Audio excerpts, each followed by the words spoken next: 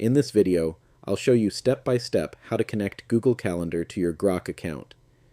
First, open Grok and make sure you're logged in. Once you're on the main page, go to the bottom left corner and click on your username or profile menu. From the menu that appears, select Connectors. Now, you'll see a list of different apps and services you can connect to Grok. Look for Google Calendar, then click on it.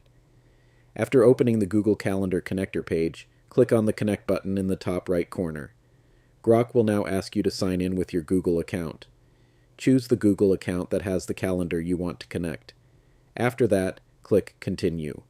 On the Permissions page, you'll need to allow Grok to access your Google Calendar. If you see multiple permission options, select the required ones or choose Select All if that option is available. This step is important because if you don't allow the required permissions, Google Calendar may not connect properly.